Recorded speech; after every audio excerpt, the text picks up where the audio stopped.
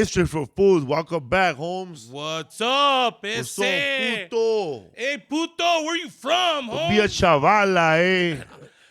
Southside, Southside San Jose. I was Don't be a chavala, Holmes. How much cholo lingo do you know, bro? I don't know a lot of cholo. Not a lot? Because I grew up around them a little bit, but my mom was always like, fuck that shit, and would pull me back, dude. Man, you know what? People like the whole Pachuco look. When you growing up, did you hear Pachuco Yes. or Cholo more? I heard Cholo more. I heard cholo. I heard but heard loser more. Eh? My mom was from El Paso. Yeah? She was born and raised in El Paso. So we knew really right away about Chuco Town and what it was and what it meant and like how the whole cholo movement sprang You from knew that. what maricon was too, Holmes. I knew what maricon was. I was in the first grade. We moved into Morgan Hill. We moved in and that was the thing, man. Is like this is my first time around like Mexican kids because the year before I was in kindergarten was at a Catholic school with white people, and there's this one kid and his name was Eric Hurtado. I hope you don't mind me talking about you, bro. I'm sure you're cool. He got 2 shout-outs here. And he was like, yeah, he's got 2 shout-outs. This is my school bully, bro. My best friend hasn't even gotten a shout-out yet. But he'd hang out with me, and my mom, I'd come home, my mom was like, how was school? And I was like, it was good. And I said, I made a friend. And she's like, yeah. And I said, yeah, he calls me a nickname. He calls me Maricon. And she's like, that's not a good name. You shouldn't let him call you that. We're dressed like cholos, but like from a 4th world country. Bro, I feel like I'm going to go play in a band after this, though. Like I know we're gonna do like the history of gangs, and Right. not just here in California, but as far as we could do it, without this pushing the gang Pushing an series agenda. to the corner where nobody could move, eh? But the whole look, man, like this whole Pendleton look, everybody has like different theories, right? About was it the natives? Was it the surfers? Was it your grandfather? Right. But I feel like anybody that worked in the fields back in the day were a Pendleton. Well, so Steinbeck and shit. So when you go all the way back to Chuco Town, I had to look this up this morning because I knew that Pachuco is what started the Cholo movement, but before that, where did it come from? So, and I didn't know why they called it Chuco Town, and I found out this morning because it started with the Zoot Suiters, and the Zoot Suiters were the first of our generation of Hispanic kids that were first born here, and they were the first ones to be caught between 2 cultures. So there was no identification. You know the whole look though, man. Like the zoot suit was the hat and the fedora and the long chain. That look was I saw somewhere a long time ago that it was started by a comedian. There was a show called Chespirito. Yep. Don Ramon, and this guy name was Tintan. Yes. His brother. You read it too, right? Yes, yes. And he played a Chicano in a Spanish movie. Okay. And he spoke with kind of like African American lingo, because supposedly his character was from he was in Chicago. He had just come from Chicago, and I think he was laying in L.A. and they were doing like a robbery. And he already had a fedora, this Mexican comedian, and he was talking like this. Órale, vato, maybe we should do it like. He was mixing English and Spanish for the first time. So that's where Spanglish came from. Yeah. So there's a little bit of Tintan. So what you're talking about is so he was making fun of the way they dressed in. He was emulating it. Right, he's emulating, but he was exaggerating it. Yeah. And the younger generations that were living in Texas, they saw it. They were like, that's how we're going to start dressing. So they started the long chains. But you know where Chuco comes from? It was a Mexican-owned shoe company called El Shoe Co. El Shoe Co. And so it went to Shucos. Those are Shucos. Chuco Town, Pachuco. And then that's because, the other thing was if you're going to El Paso, so Pa came from, and this is just what, Pa is what? I'm going? on the way. Palchuco. Pachuco town. Where you going? To Pachuco. And so Pachuco came from that. Damn. And so so now we go forward, right? Now Zoot Suiters, Pachuco, the Spanglish with Tintan, and you start to see guys dressing in other, like, kind of emulating what they're what's going on nearby them. So And a lot of the I saw, like, even before, like, we decided to do this gang series, was that a lot of the early cholos, the pachucos, if you want to call them that, they wore baggy ass pants. Yeah. Like if the guy was a waist 32, he was wearing waist 52, and he was taking all my pants too. And I don't know what's wrong with these cholos, the guys bro. that are buying the pants These that actually skinny fit cholos us. have been taking my waist 42 for years. You know Y'all need to stop. Bro, you know what you told me the first time I ever came to LA and hung out with you, like, I don't know, 10, 15 years ago?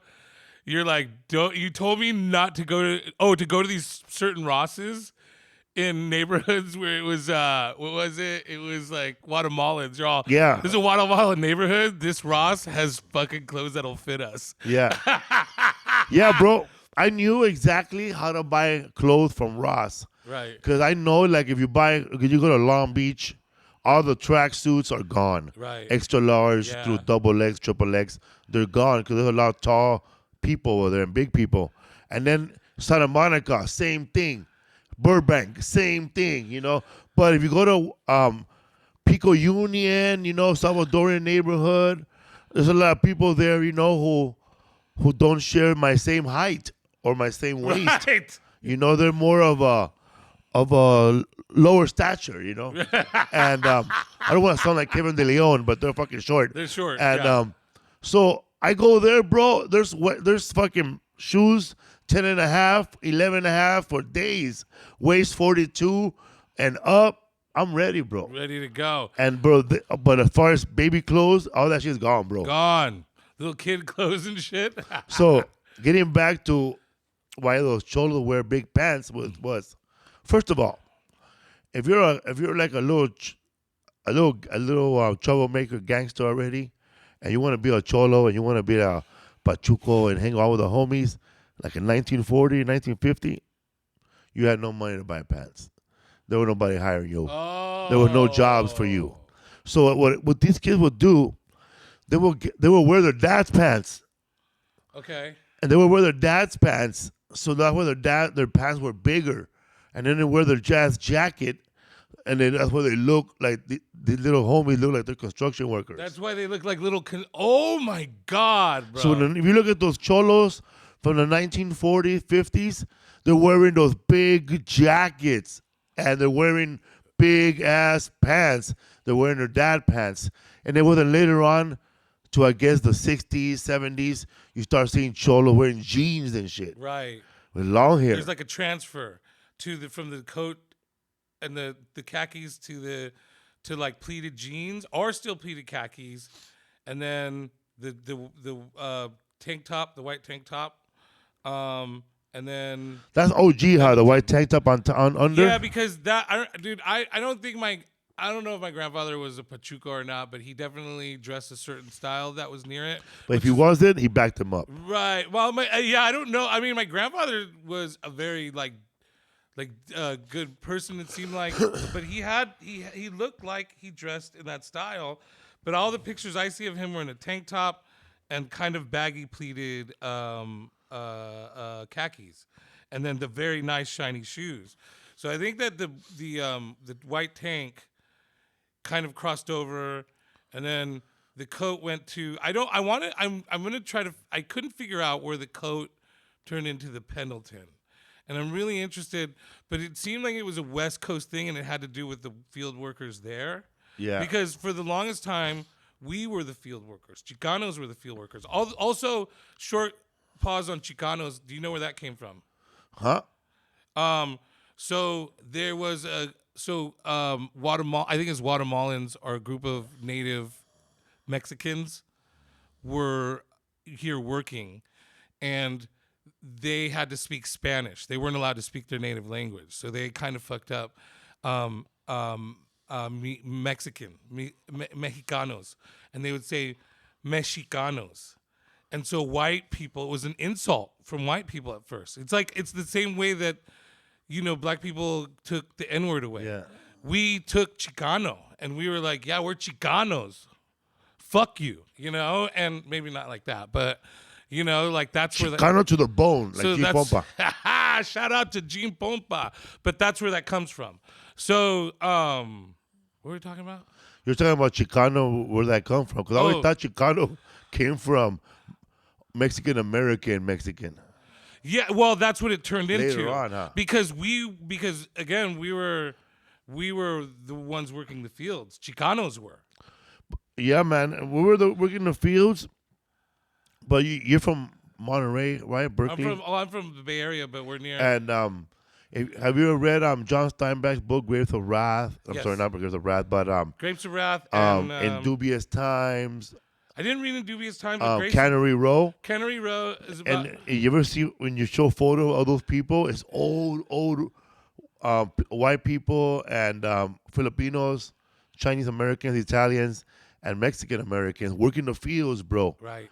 And pretty much starting unions. Yes. And wearing Pendletons. Wearing Pendletons because And jeans. Yes, because they were cheap. And isn't it weird that Pendletons are the most expensive thing Now. Like I could not afford a Pendleton, but that was all because it kept you warm. You were in the fields. It protected your arms. And when someone has the real Pendleton and someone has one from the Blue Note in Hawaii. Is this one from the Blue Note in Hawaii? I'm borrowing his, by the way, because I don't have any. Did you dress like this when you were younger? Did you? Never, bro. Can't afford this. You were in a cholo. No.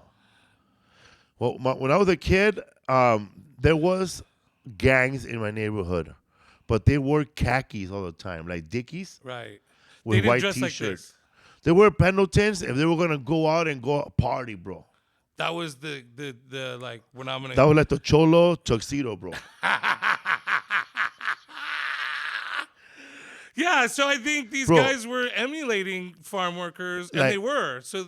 And they were dressed good, bro. Right. Like I remember this guy that was Native American, and he was in a gang in my neighborhood called Cuatro Flats. Okay. And he was a veterano, bro. He was like from the 1978s, 81s, and his I don't even know because there's so many cliques. Right.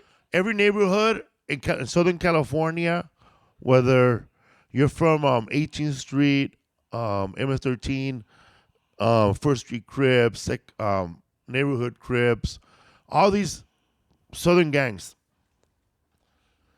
There's a first generation, and that generation I'm talking about, they were called. I only know because of the graffiti. They were called. I'm butchering it, bro, but they were called Los Enanos. Los Enanos. What does enano mean? The dwarfs. Get the fuck out of here. Yeah, so that was a clique, I think, because there were there were Cuatro Flats before them who were the big homies, Right. and then they became Los Enanos, Well, and that's the thing is, the little homies. and we'll get to this later on in another episode. But when I was doing the New York stuff, even the now gangs were like gangs that ate up this gang from that day, and that ate up this gang all the way back to the early. So I imagine that a neighborhood moves in, this little block forms a gang. This gang starts to get bigger and says, if you don't join us, we're gonna fuck you up. And so they're like, all right, cool. And then and then now that whole block and that's how I imagine it happens. Yeah, our neighborhood was the Pico Gardens housing projects, which is on the 4th Street side. You took me through your neighborhood. Yeah, and then there's the 4th Street side through 6th Street, beginning on Glass Street, all the way to 6th and Glass. That's Pico Gardens, and it's like from Clarence Street to the fucking 5 South Freeway. That's how big it is, and that's just Pico Gardens. And growing up there, I loved it. I had a lot of fun. Right. I knew everybody. It looked like a lot of fun. And growing up we there. would play games like Runaway with the older kids. Right. And it was like, it was Runaway. It was like 10 kids run and hide around a neighborhood. And 6, 7 of the older kids come looking for us, and when they find us, they beat our ass. No, they they they rough us up a little bit, but they don't punch you in the face. Right. They just grab you like real hard if you don't get away, and they push you like in a little jail cell, and then they try to catch everybody, right? But but you could run over there and release everybody if no one was guarding them. We It had was kind of like kick the can, but with no can. So we were little kids, dog, and I would play baseball, very organized. And somehow along the way, the older kids, they started like smoking PCP, and then it became they started being in gangs, bro. Like some of them joined Cuatro Flats. like your little childhood friends that you were playing hide and seek games are now starting. Yeah, because they were already older. Like they were. What are you talking about, like 12, 13? They were like, I know a kid who died at 16. Wow. And he died in one of those trains, and he was not even in the gang yet, but he was already like a bad kid. Like he was very he had a lot of charisma, bro. Like he know how to he was a born leader, if you want to say that. And I was like 8, 9 years old, 10, and he was already like older, like 3 years older than me. And he would gather all the little kids, and he would go to his house and take out all the Dodger helmets from that they give away at Dodger Stadium that he stole, and he'll put them all to our sizes, and put a little number on our helmet. He goes, "You're gonna be this number," and we'll play baseball with him. So he was an organizer Yeah, dog. and a leader. He would go to Dodger Stadium, bro, and come home with Dodger bats that they gave him. He would sneak inside Dodger Stadium and take shit. Anyway, there was a play on words on his name, and it ended with "get everything he wants," because that fool was a fucking thief too, dog. Really?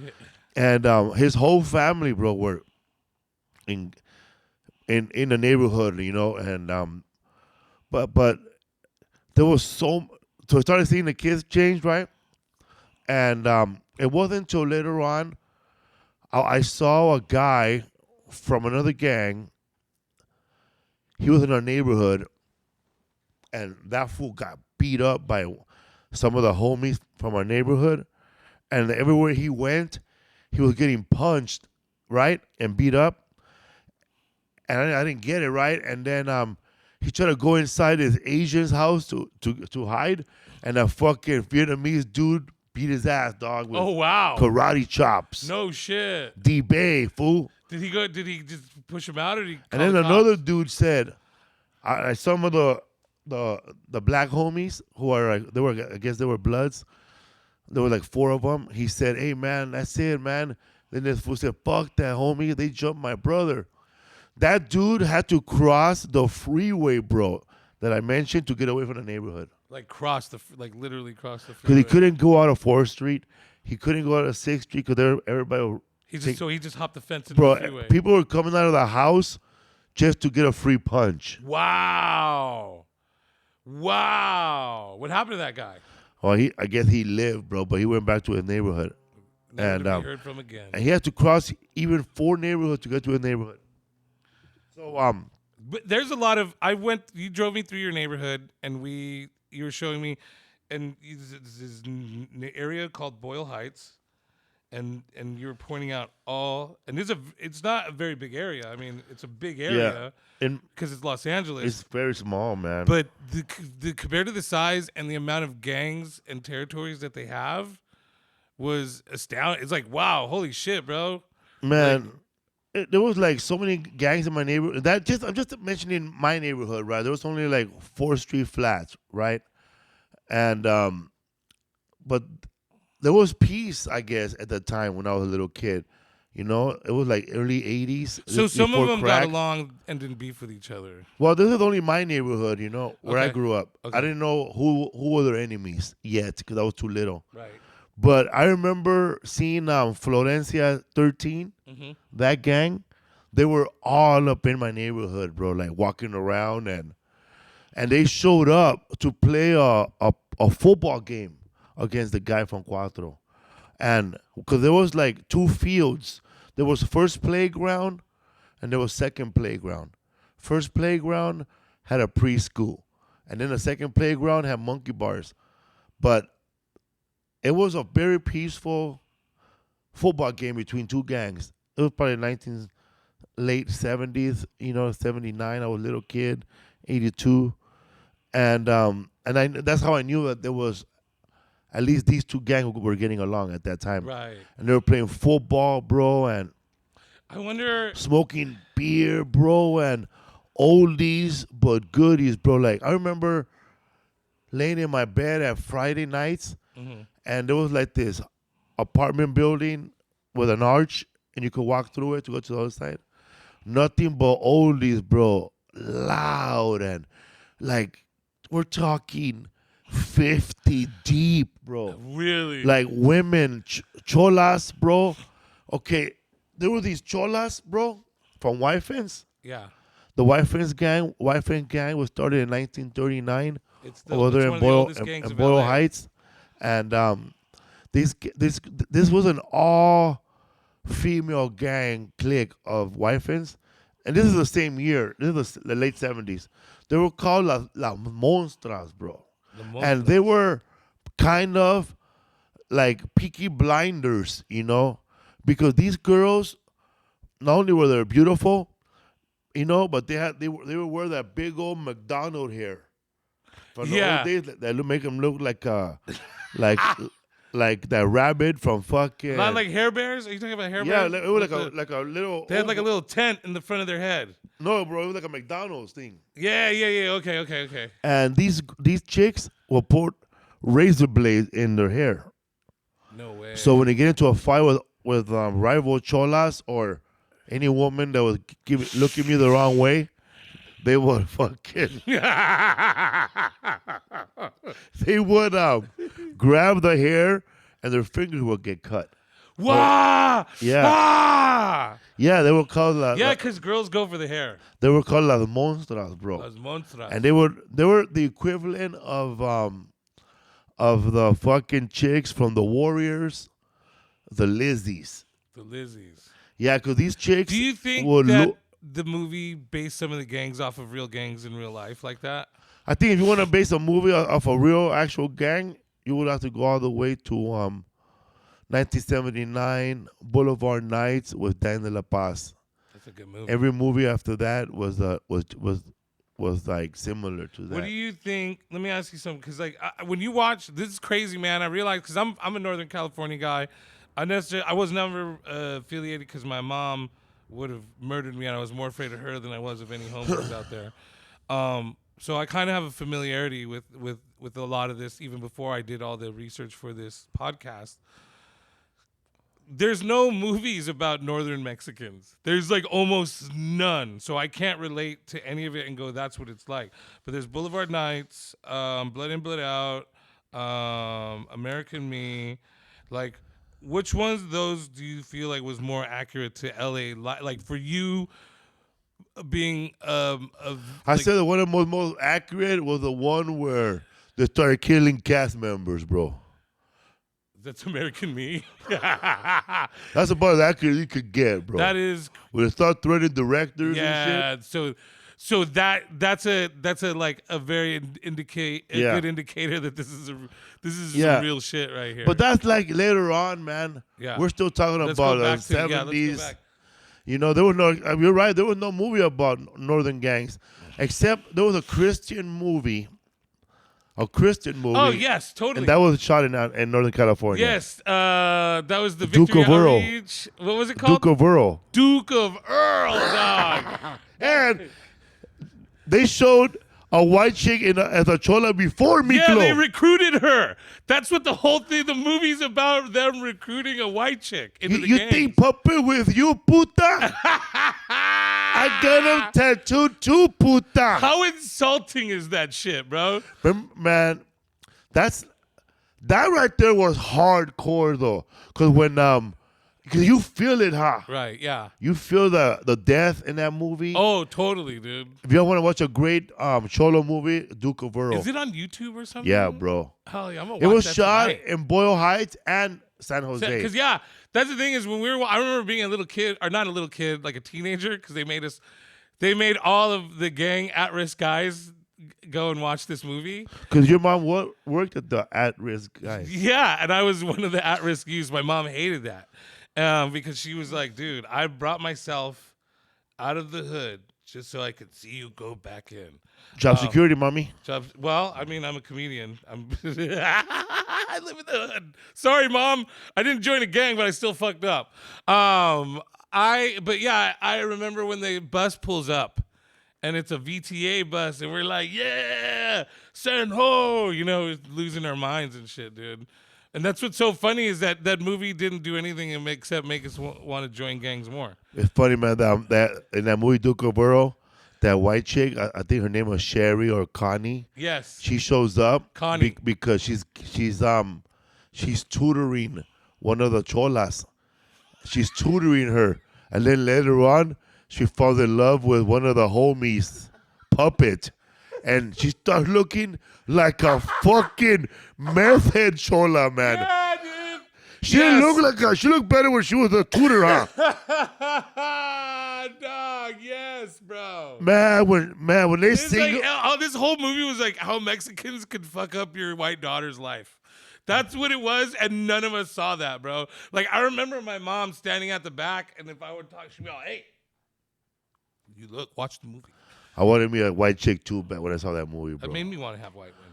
Yeah, man. But that was crazy, dude. Like that movie, and they get into a fight. At that place that sells Pendletons, bro, in San Jose. Hammer and Lewis. Hammer and Lewis. Oh, that's right. Remember that fat dude shows up and they want to jump Duke. Yes. I used to shop at Hammer and Lewis. I used to get my Kangol there. In Los Angeles, there's a place in Southgate where everybody buys their Pendleton, but I just can't think of the name right now. That's fucking hilarious. Dude, you remember that more than I remember that. I got to go home and watch that movie tonight because I totally forgot about that until right now. Yeah, it was a totally like Christian movie. Because it was. Yeah, it was like, so it was these group of like fucking just like tattooed cholos that would show up and they would like counsel us and hang out with us. It's like the whole time I'm like, I feel like I'm already in the gang. Like this isn't doing anything for me. I would go when I was a little kid like you. I would go to all these things just for snacks. That's the other thing too. You get the free donuts.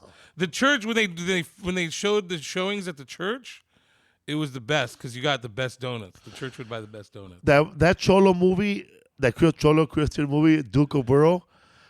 They played that. Watch. Remember I told you where I grew up, Eagle Gardens? There's a first playground and second playground. Well, there's more buildings, and you saw the buildings, right? Yeah. When I took you to Estrada Courts. Yes. You know how those buildings, the back of those buildings, where there's no windows, it's just a blank wall? Yes. Well, they showed the movie on that wall. Oh, wow. And everybody sat down outside watching it. No shit. We saw it outside in the neighborhood. That's something of its own that should have been filmed, in my mind. That's something I would like to have seen pictures of. A documentary of the viewing of Duke of Burrow. Right. In this like place where all that stuff kind of happens. How far were you guys from that bridge that's always in Cholo movies? Man, walking distance. It's like I always remember that. It's like it's in Mi Familia, it's in fucking Boulevard Nights, it's in all kinds of like TV shows and Colors. It's in Colors. That's where. That's when that guy tells Tom Hagen, from the cop. Yeah. Pac-Man in there. He tells him, nah, man, what are you smoking? Nah, man, just a little lightweight shit, man, a little joint. Yeah. And he goes, hey, man, keep the little homies in line. Right. And he goes, man, I don't know about this young generation. That's funny. Every cholo says that, huh? Right. Well, every cholo, when they turn 30, they say, I don't know about this young generation. But your generation was crazy, but too. You're the one you're the one recruiting out here. But getting back to like these guys, I told you those guys playing football. Right. I don't think they were doing as much drugs as the TV says, bro. Because my neighborhood with the housing projects, yeah. But if there was heroin users, I didn't see it. And we were in the projects. Same. I didn't see it. Same. And And if it was being sold, I didn't. It was not being sold in front of our faces. You know, I think what I saw more was people, that generation, sniffing the shit out of paint and Yeah. glue.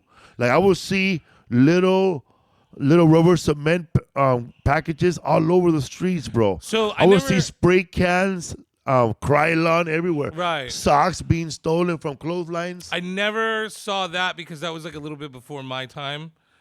I Sniffing gasoline. But my dad, it was funny because like I remember like I fucked up some paint and got it on my wall, and I was trying to like get it off with paint thinner, and my dad's like, he comes in the room and he sees the paint thinner can. I guess my socks were on the floor. And he goes, "Are you fucking sniffing this shit?" And I'm like, "What?" And he goes, "Are you getting high off this shit?" And I'm like, "Are you fucking? I've never even heard of this before. Like I didn't know this." But was now a you want thing. to do it. And as soon as he left, bro, I started huffing paint. It was the fucking shit. No, I'm just kidding. It gave me a headache. But yeah, I didn't know about that. But for us, it was joints. You know, like they would smoke joints. I didn't see heroin addicts. There was a heroin addict, but he wasn't a gang member. He was like looked down upon by the gang members. Yeah, but when I was a kid, they call heroin addicts tecatos. You know? Right. Or what does that mean? I don't even know. You don't just Tecato. Somebody it's look like a it slang up term. in the Nahua language, probably. Probably. That's the So other there thing, was a too. lot of sniffing paint, sniffing glue. People will put in like I guess they'll have a beer on one hand and a can full of spray can on the other side, and they'd be like, No way. Yeah, I will Wow. see that, There's bro. That's like an accoutrement. And in Boulevard Nights, Dan De La Paz and his homie in the beginning of the movie, Yeah, they're sniffing paint out of a bag. They're going, "Oh, you gotta try the silver one, eh?" Nah. And growing up, I knew that the best paint to sniff was gold or silver, because the other one was just regular paint. But No this one way. was, So that's a real thing. yeah. Like you could decipher between it. Did you sniff paint? No, man. I didn't either. just I did knew. it that one time, but that was it. But in my neighborhood, you can see the picture right here, right now. That picture right there, that used to be a tunnel, and that tunnel will take you all the way up to the 6th Bridge, because in my neighborhood there was no shortcuts to get to Whittier, so that was the only shortcut we could take. We'd take up the 6th Street Bridge, and there was a tunnel, and that was like a shortcut. LA had a lot of tunnels back then, and I'm pretty sure San Jose and Berkeley, right? There's a few tunnels in San Jose that got shut down for the same reasons that you're talking about. Bunch But of spray paint there, in bro. Oakland, man, if I drive, like I wasn't familiar with Oakland when I was a little kid, but I've been in Oakland, Berkeley for the last 10 years. And now I'm pretty familiar with it. And there's these little like thatches all over the city. And those used to be underground tunnels that would take you from one place to another. And I think that people were passing out in there, dying in there, you know, probably getting fucked up in there, Man, fucking each other up in there, fucking in there. Okay, no, anyway. these cholos though from the 80s, bro, they did so much writing on walls, bro. You Right. couldn't believe. Yeah. I think they wrote on walls more than they do now. Right. Because every wall had, like in my neighborhood, there was a liquor store, and there was a big Cuatro Flats, and man, that wall had everybody's name. Those walls let you know where, like, you know what was up, right? I mean, Yeah, for me, that was man. the thing too. Was like, okay, we would see the right, you know. I didn't know that till later. It was boundaries. Right. I just know that it was everywhere, man. I didn't know it either because we only had 2 gangs where I grew up as a little kid. The landlords and the renters said Pretty much. Angel dude. Salazar. Pretty much. So I didn't know that there was like a whole thing, but because like Oakland's more like you guys. We're like, and so parts of San Jose are too, but it's avenues. It's like this group, like you have like where I lived when I first moved to Oakland was called the Murder Dubs. And that was like, like that had its own group. And then the 30s had their own group. And then you had like Sem City, which is seminary. And there's like a little block of like, it's kind of like it's like their version, I guess, of like what the Bloods have out here, that little neighborhood. Yeah. Like, so you have those, That's more what it was. But where I was, it was like South Side, West Side, North Side, East Side. And Well, when you were in high school, was your school separated by did the gangs pick sections of the school they're gonna hang out at, and you gotta stay away from that area of that gang? sort of because like we had a northern group that was way much larger than the southern group, and the southern group were actually from Mexico. They weren't like And what part of the school did they take on? the southern group went all the way to the fucking back Oh, cause and stayed the fuck away from everybody because they always got beat up by 'cause everybody. when I was in high school, I guess um, there was not that many people from my neighborhood where I grew up. I'm not from the gang, but I just know these guys from growing up. Sure. And I know that the people that grew up in my neighborhood, the guy from Cuatro Flats, they will hang around by the student store. And there was like 4 or 5 of them. That's it, bro. And over there by the main the main gates, not the main gate, but I guess the doors to go into all the rooms before they built bungalows. The main one where that used to be like the front of the school back in the days. Okay, yeah. It was all the wife and guys and the girls. They will hang out right there. And then there was 1 or 2 cribs, and they'll hang out one area. They're from First Street, Right. and they'll be. Do you know where they were at? And then the quad was for everybody that was openly gay. Like, Really? Yeah, like there was a guy named. Wait a minute, because you're older than I am a Yeah. little bit, so you graduated at an earlier time. Yeah. There was already openly gay kids Yeah. at your school. Fucking progressive, LA. Yeah, man. Progressive. They were openly gay, but not kissing or dating anybody, though. But you knew they were gay. Yeah. There was a dude named Alfred. I hope he's not listening, but they call that fool Ginger. He went by Ginger already. Right. And that fool was flamboyant as hell, dog. Hi. Totally. Like, These are like Mexican gay people, like right? Richard Simmons, bro. Did you have a lot of white people at your school? None, bro. None. I got a story about the only white guy in my school right now. Oh, bro, my if God. you want to go there. Yes, please. Okay. Please, because I went to... Fifth period, baby. I had Mr. Root, English class. Mr. Root, he went to Kent University, Fort Dead in Ohio. Gotta get back to the la la la la la la. Carrying on. That Neil Young song about Fort Dead in Ohio. He went to Kent University. Right. He went to the university. Anyway, so he's a hardcore Chicano, bro. I didn't know Mr. Root was the Mexican American, bro, but that Mr. Root, right? But he actually was hardcore Chicano, and he studied Chicano studies and English. I didn't know how educated he was, but this guy was one of those teachers that actually wanted to teach people something.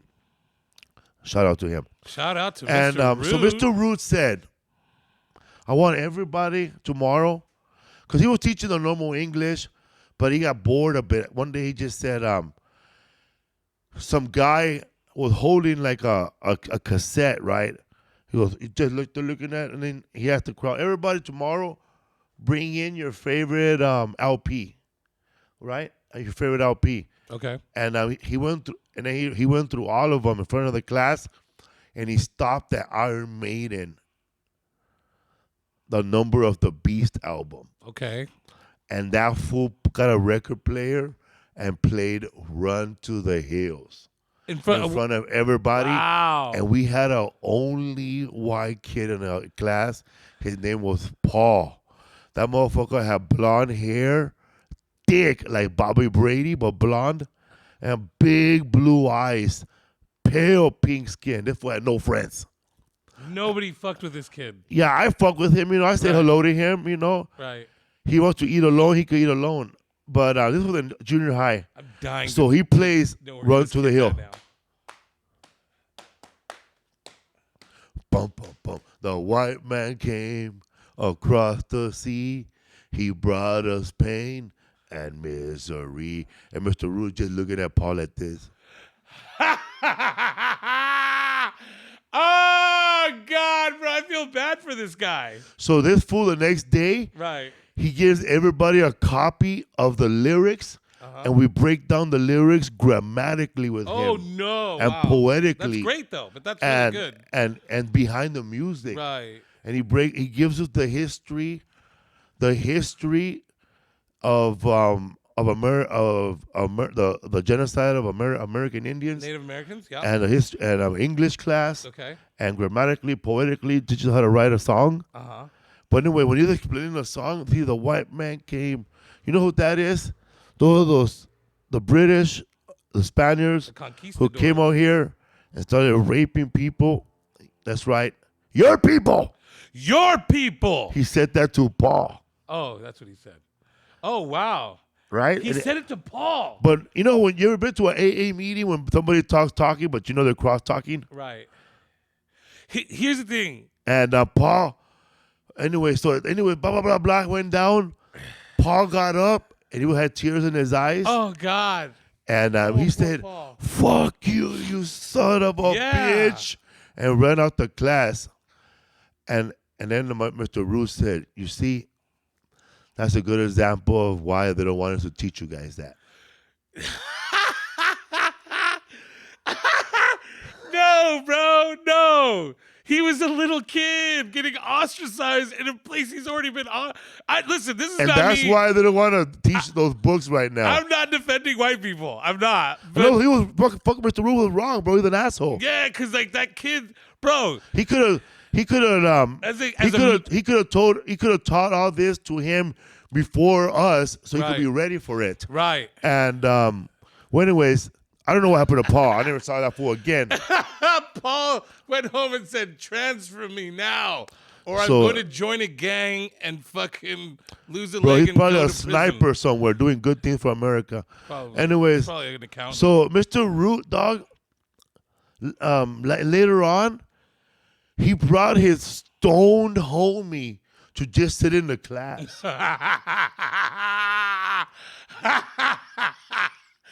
And that fool will be reading a newspaper while Mr. Root is teaching.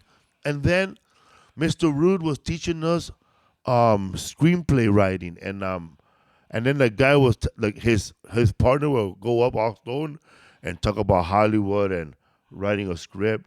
And the whole time I'm thinking about, Mr. Root didn't learn nothing. He knows jack shit.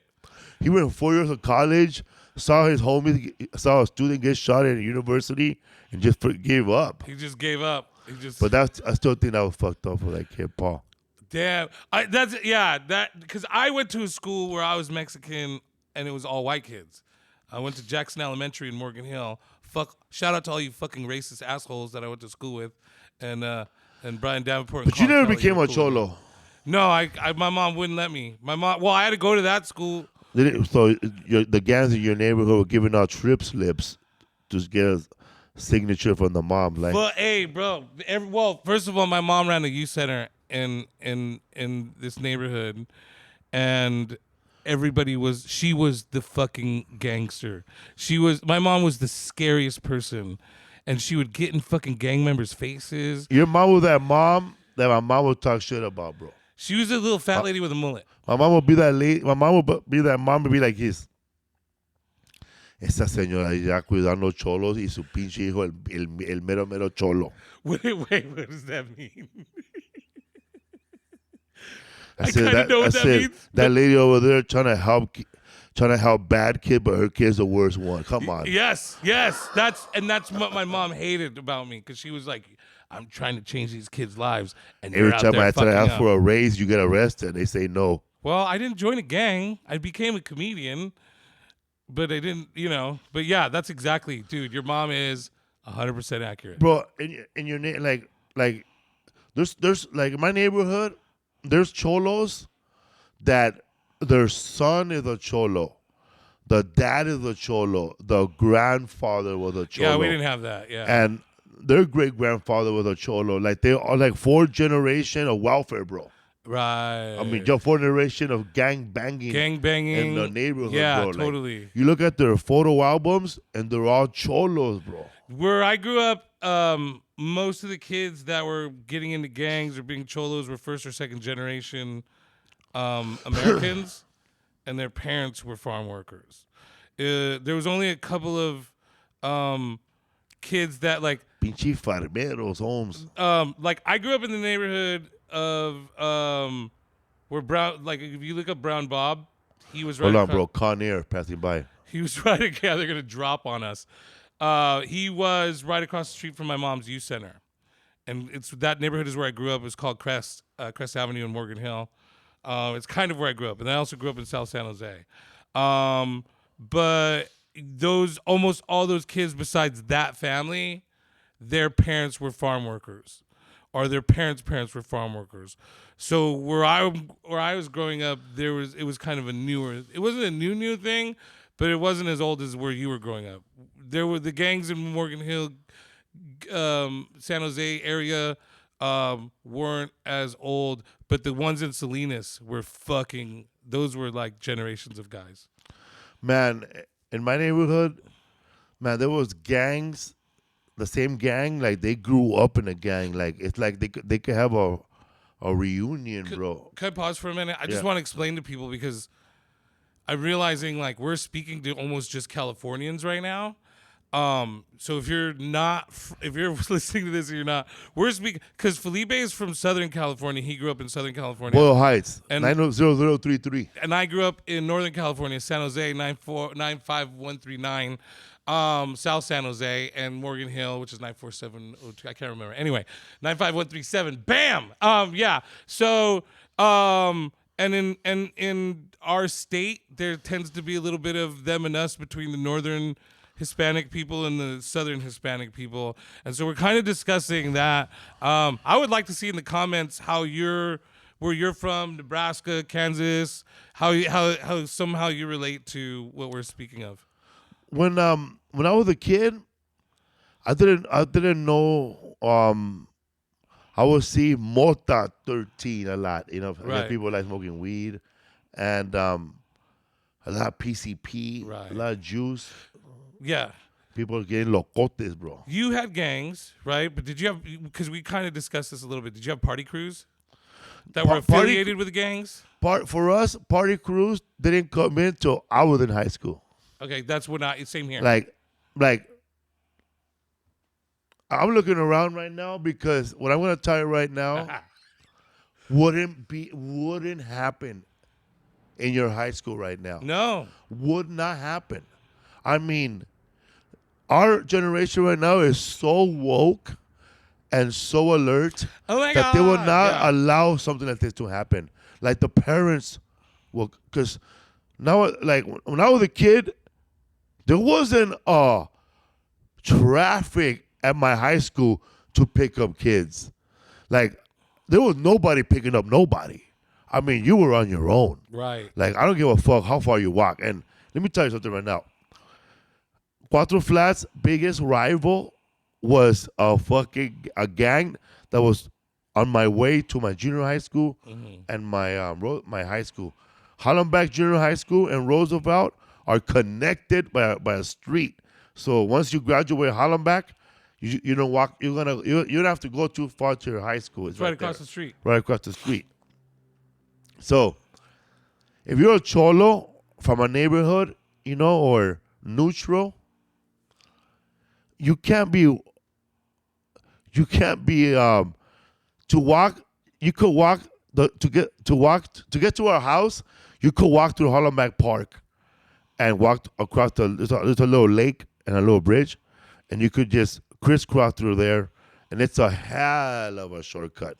But Third Street gang will hang around that neighborhood and patrol it.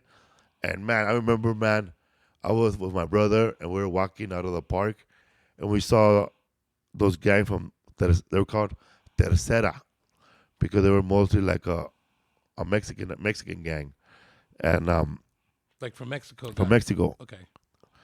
Now they're English, but back then they were called Paisano. Tercera, and they would chase, bro. Everybody out the park didn't belong there. Wow. Like out. So there was this fool named Marin. And that fool was neutral, bro. He had long hair. Okay. He was part of a party crew. Okay. Panda Boys. Panda Boys. Yeah, dog, which was just 5 dudes Nice. who would fucking kick the dog. And the riot Yeah. got it turned into pandas, eh? Is that's because they were fat? No, they were low. They were stoned, bro. Oh, they were stoned. Okay, all right. These dudes were about partying, drinking beer, Hell yeah. getting hickeys from chicks, Right. and wearing jerseys. They used to wear a jersey that was black and white, like it was a football jersey. Hell yeah. They didn't dress like cholos, by the way. Right. They just wear football jerseys that said Panda Boys in the back. Right. And there was another party, stoner crew. They were called DSL. They were called Dragon Street Locals, Okay. And there was a party crew. and they were like a party crew. They just got fucked up, bro. They would wear wallabies from Tom McCann, or those leather shoes called Exorsos. You could see them right there on the screen, and I looked. and they would wear Levi jackets with a fur. You could see it right there. And they just smoked weed, bro. And they went to fucking Ozzy concerts, Black Sabbath concerts. Yeah. So I was in a party crew, and I They were called stoners, by the way. like But they were not considered party crews yet, because they were still like early 1980 to 85 we're talking about. Yeah. See, I started going to high school in the '90s, and that's when party crews started coming around. They're a little bit before, and then when I moved to San Jose, because I moved from Morgan Hill to San Jose, which is a bigger city. I was like 15 when I moved from Morgan Hill to San Jose, and the party crew there was Lush Crew, and we were all about getting high and getting fucking drunk, and that was it. But we were sympathizers with the local gangs. You know what I mean? Like, if shit were to go down, they're like, "Hey, we need your help." Like, that was like the thing. But other than that, we just got fucked up and drank, smoked hella weed, loved running from the cops, from the cops. Running for the cops was the thing to do. What's the thing? I don't know why we did it. It was stupid.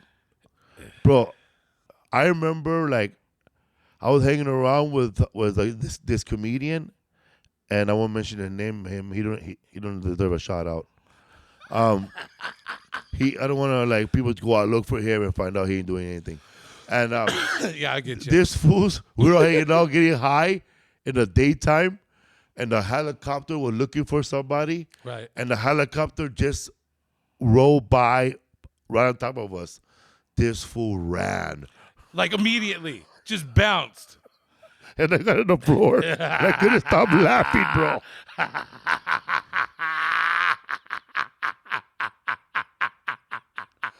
That was the ghettoest shit I have seen in a long time. I will say I this. died, bro. Dude, it took me, as an adult, it took me a good, like, 5 to 6 years to stop bolting when I would see cops roll up somewhere. Because I was an adult now. You can't do anything. I can drink all I want. I'm fucking high. You can't take me to jail. Because when I was younger, they would take us, we had what was called caps. And after 11 p.m., if you were still out, the cops would come and take you to caps, and your parents had to come pick you up. And so that's why we'd always run from them. But as an adult, it just took me forever to stop running from them but we loved it, dude. We used to, like, set up obstacles for them. And sometimes, like, one time we picked up this huge rock and we put it in the pathway. And we waited for them to pull in, and what they would do is they would hit their little light, ding, and they would run it across the fucking field, and then they would catch us, and then we'd start running and laughing, and this one time you hear them juice up the car. Boom! And then we're just laughing, running. I'm almost falling over, giggling, dude, because you can hear the cops cussing, and they're pissed that they just ran into this. Because it was those big boulders that they have with a monument on it. It was on the side of the fucking pathway, and it was like this park's dedicated to blah blah. Like, fucking 10 of us picked it up and rolled it into the pathway, and because the cops would black out, and they would pull up into the pathway, and there's 2 pathway exits into the park, and at the same time, I felt like, now that I'm an adult, I felt like they loved fucking with us, and they would run their little light, and then they would wait till they catch us, and then they'd gun it through the park, and then they'd turn on all their lights, you know, and that's exactly what they did. But they didn't expect that big rock to be in the middle of the pathway. They know those dudes get locked up. Nobody got caught. When growing up, man, Cops are gonna come at my door now. Statute of limitations, bitch. growing up when you were like what, early '80s, late '80s, or early '90s. Early 90s. Do you remember anybody that got locked up during those times that's still locked up and ain't gonna come out for another 10 years? Oh, fuck yeah, dude.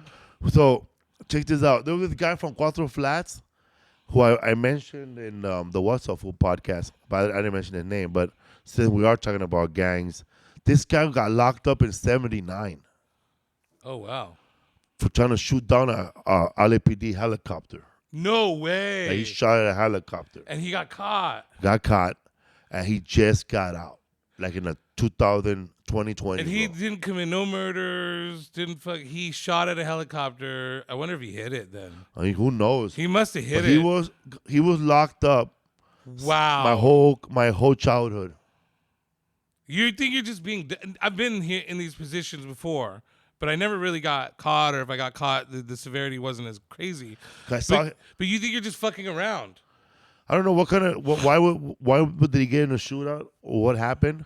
I don't know the exact story, but that's the story, a rumor I heard, and I know that he just got out because I saw him. I went to Homeboy Industry once, and I saw him there. Okay. And man, dude, that's a long ass time. This is something we're gonna talk about on the next one, I'm assuming. But did the prisons fuck him up? Did it make it worse for him? No, man. Well, he just got out and he's with Homeboy Industry and trying to get a job. Oh, and okay, cool, good change for his him. life and all that. Yeah, because I mean that's the thing, man. Is like the whole thing is it's crazy. Is because I have a friend who he's on the up and up now, and he's doing really good. He's very successful in his life because he started his own business. But he was just a kid, and he would break into houses and steal shit. Sorry, no, that was the second time. First time he was just growing weed. They were growing weed in a creek bed, and he got caught. The helicopters rolled up on him. Fucking sheriff's descended, took him to jail. Then the next time he went to prison, getting dive bombed right now. Next time he went to prison because he was breaking into houses, and then after that, things kind of got crazy. So, dude, did you ever see man, see where I grew up? It's Pico Gardens, and then that's 4th Street to 6th, and then from 4th Street to 3rd Street going north is another housing project called Pico Aliso. okay. And then 3rd Street to 1st Street is another housing project called New Pico Aliso, same Aliso Pico, Pico Aliso, Aliso Pico. And then from fucking 1st Street all the way to the 101 South on Anderson is Aliso Village. In Aliso Village, man, if you grew up in Aliso Village and you're listening to the podcast and you survived all that, you're a better person than me, and Yeah. you're a survivor. No, not when my elementary school was inside Aliso Village, and there was gangs over there. Primera Flats, Al Capone, East LA Dukes, First Street Crips, Aliso Village Brims, Aliso Village Rascals, Aliso Village Fellas, Whoa, dude, this is a lot of people in one area. There's a Al lot of gangs. Capone,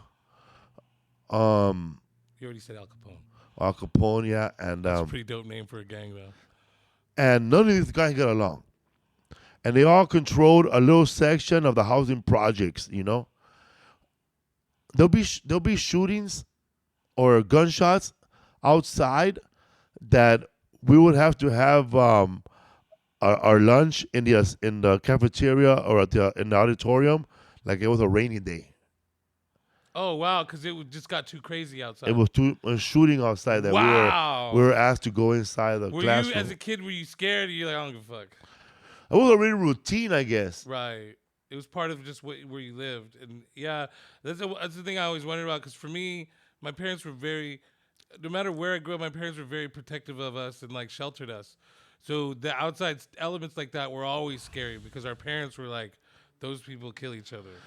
And so there was no supermarket nearby our house. Like, Vaughn's, You showed me that too. While we were Safeway up there. is so far. Yeah, there's no supermarket. Banks, you Even know. now.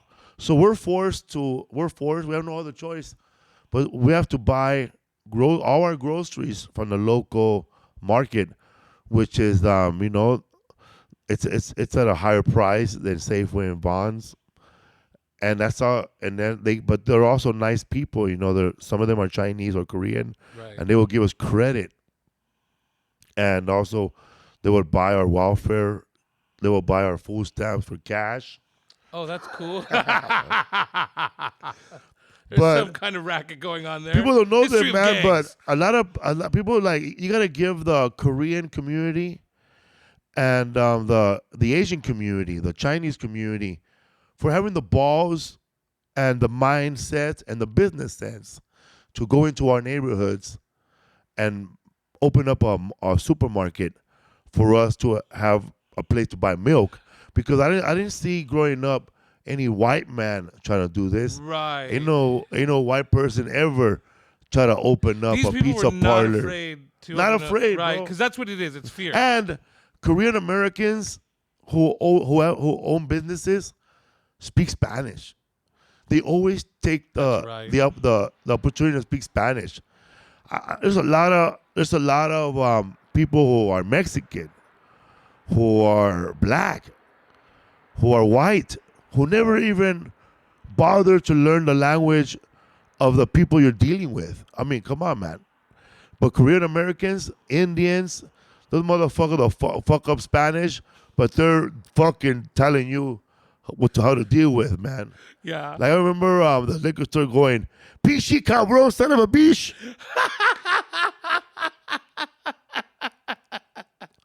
Bro, I remember there was this guy in my neighborhood. They would call him, they used to call that fool Looney. And he was like a blood and a Cuatro Flash member at the same time. This fool would go, bro, every Friday. Because the liquor store in my neighborhood was also a check cashing place. And while people are standing there cashing their checks, he's out there counting the money with them, bro, and asking for a cut. Wow. Control. And people will give money sometimes, bro. Right. And sometimes a Budweiser truck will park and deliver beer to a liquor store. Mm-hmm. And outside, they're robbing it, Taxing bro. it. They're robbing Wow. it. They're fucking robbing it. Taking all the beer. Jesus. Like, nobody was safe, bro. And people from all over LA, those areas, there was a lot of factories, industries in our neighborhood, but they wouldn't hire us. Like, as soon as they saw our address, it's like an alert blew up. Oh no, he lives right in the projects. He's his home in the As steel. soon as you walk in. So they didn't hire us. They didn't hire us, and that's why there's a place called Homeboy Industry, because Father Greg came in and helped them help yeah, everybody dude. in the project get jobs. So they didn't hire us, dude. So what else are you gonna do? So this guy Looney will hang out right there and fucking tax people who are cashing their checks, bro, all the time. Wow. And the owner of the liquor store, his name was Charlie. He'd be like this, and this motherfucker, he was a big Korean dude, 6 feet tall. He had hair, and he put it to the side like Pablo Escobar. Yeah. And he would wear Pablo Escobar shirts. Nice. But he was an Asian guy, and he would say, "Lone, get the fuck out of here! Get the fuck out of here! Pinchi mayate!" Like that. Because the Mexicans told him how to say the N-word in Spanish. That's fucking hilarious, Fool. dude. Looney punched the shit out of his ass, dog. Did he really beat the Give that fuck fool out a of him? black eye. Oh, I guess he wasn't safe from that sort of Fool, thing. give him a black eye, right? Right. So, in our neighborhood, there was the LAPD, and there was also the Housing Authority Police Department. So we had two police. That's something I didn't see till I moved to Oakland. There was two police that we had to deal with. Right. So the housing police showed up, bro, and the LAPD showed up, and my friends and I were coming out of the store, and the police busted out their shotguns and just pointed at us. Oh, At us, we were like no. little kids, and everybody loony. Everybody was already gone, dog. Yeah, that fool didn't stick around, right? Fucking LAPD. Crazy, dog. But that was my neighborhood, bro. And this was before gang banging got hardcore. This is before crack. Right, This is just people stealing, dog. right. This is before the madness. Like when the O.J. Simpson trial started, Right. and they were investigating Mark Furman, Uh-huh. the police officer. So many of his police assaults came up that they were calling people from my neighborhood to speak. To like do character witness from him. Wow. Mark Furman, when he was a regular LAPD, he would patrol our neighborhood. And this is I'm taking a friend's account. His name is I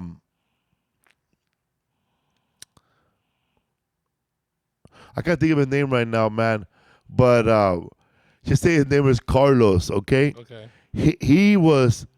This fool was having a toe-to-toe fight with Mark Furman outside of projects. No And way. they took it inside his house.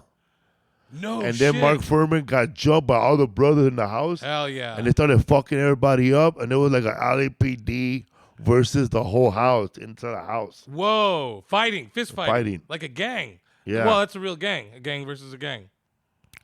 Yeah, man. These were all guys from Cuatro Flats, too.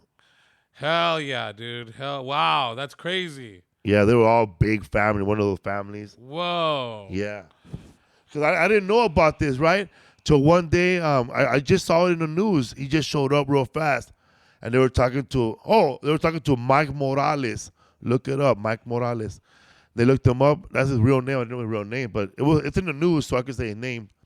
And they were asking him, bro, and he was like this. Yeah, man, yeah, he came in here. He goes, man, we have to let him know what's happening, eh? Nice. That's a really good story. Bro, these guys, That made me feel good. these guys were nuts, bro. Like Mike Morales and those guys, I remember standing outside the on the bus stop, you know. These are times when I thought I was gonna pee on my pants, bro. And I'm just chilling, dog, on the bus stop with my friends. We're gonna buy a burrito or something. Right. We see the police pull up, the housing authorities pull up, and they arrested one of those dudes, and they put him in handcuffs, and they're talking to the guy, and you can see that the guy is being hard to handle inside the police car, and you can see the police, the arresting officer, dealing with him, and the other cholo that we're talking to, dog. That motherfucker cheap shot the other cop and started punching him in the face. Oh shit. And took off. Punching cops. Like collecting felonies. Dude, that Wow. dude was nuts, bro.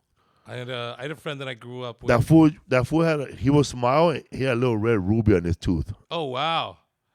Like a little glued on little thingy. Yeah. Yeah, that fool had he had like that buff Mexican wrestler body, like mil máscaras and shit. Oh wow. He's a big ass dude. I had a friend who took the belt off of a cop, threw it over the wall, and started fighting him until backup showed up. But we didn't see that guy for another 11 years. But I remember also LAPD showing up, and some of the homies were talking to him, and they were saying, you ain't shit, dog, without that badge. If you didn't have that badge, you wouldn't do shit, man. Right. And then the cop goes, all right, are you going to be here later on around 2 in the morning? That's when I get off. Fool, I ain't gonna lie, but that fool showed up. He showed up. He put his With jeans and fucking little LAPD muscles, little hat, 5 other buffos. They just he dragged. brought backup just in case. They just, I heard that they kicked it there, had a beer and left. And didn't fight. They didn't fight. The dude never was there. That's fucking rad. Actually, that's rad. Shout out to that cop who did that. Because cops, I mean, People think, man, that Chicano cops, Mexican cops, they ain't down. They're down, bro. They know that they could show up and do shit like that. I'm assuming a lot of them come from these neighborhoods. So, and you always read that, I grew up in this neighborhood, so I came back to patrol it. George Lopez had a funny ass joke about LAPD Mexican cops. He goes, there's always like a Mexican cop with him, trying to calm down the white cop. Hey, hold on, I got this. I used to be Mexican. I used to be Mexican. That's fucking gold, baby. Oh my God. Let me handle this. I used to be Mexican. Holy shit. Shout out dude. to George Lopez. For fools. Shout out to George Lopez. He goes, I got this. They like to be Mexican. That's a good joke, dog. He had a bit about on the it's a thing that the album is called Alienation, and I don't think you can buy it anywhere anymore.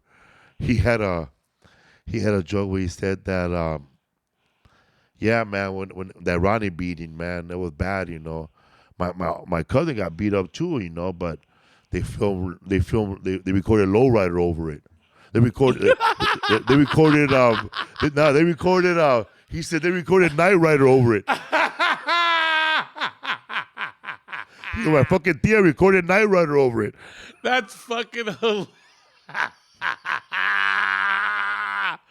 Hey, people before cameras, before wokeness, before BLM, right? It was common for someone to get their ass beat, huh? Bro, I got arrested. What was the rule? If you run from the cops, it comes with ass beating. I got arrested. I knew that was the rule. So I ran from the cops when I got busted for tagging, and I ran from the cops. Oh, you're right, Maury Cohn. Maricon was here. Fuck you. You're right, the ocean with a cone. Fuck you, Eric Hurtado. You're right. You just draw the ocean with a cone. Right. Maricon. Maricon.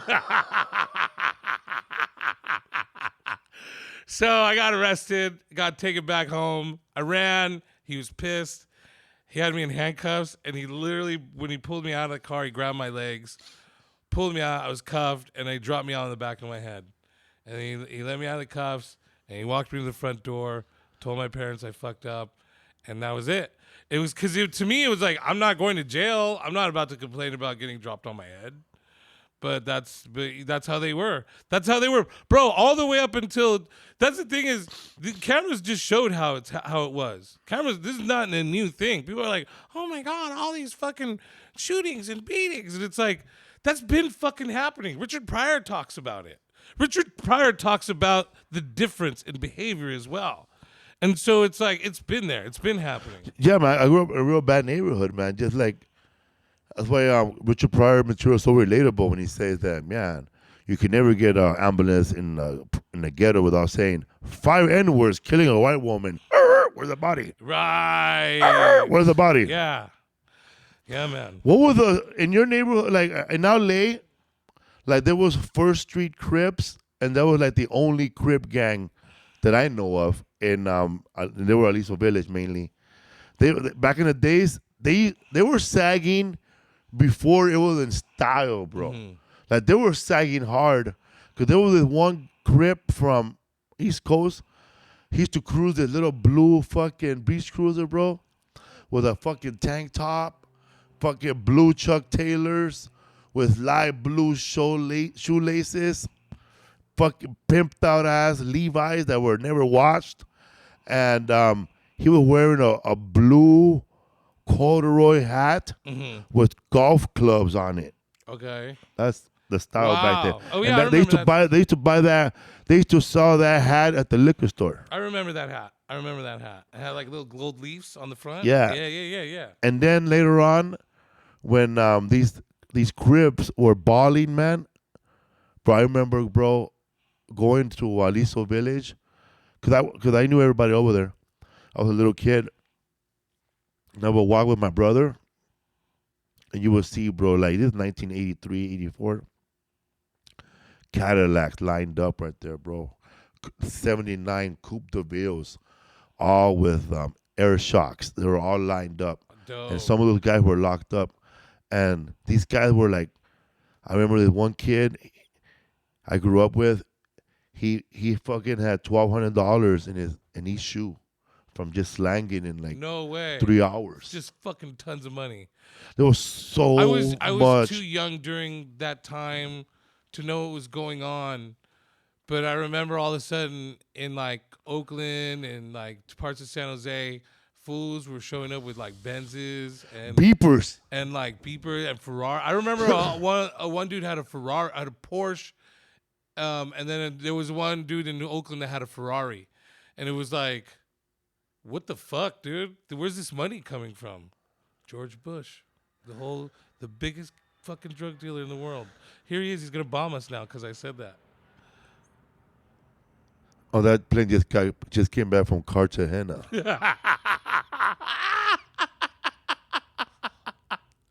like all this stuff, man. Like when you watch Narcos now, and they're talking about cocaine in the '80s, and you're a kid or you're not even born, and you're like this is not even how I was not even affected by this, but you were, motherfucker. All of us were.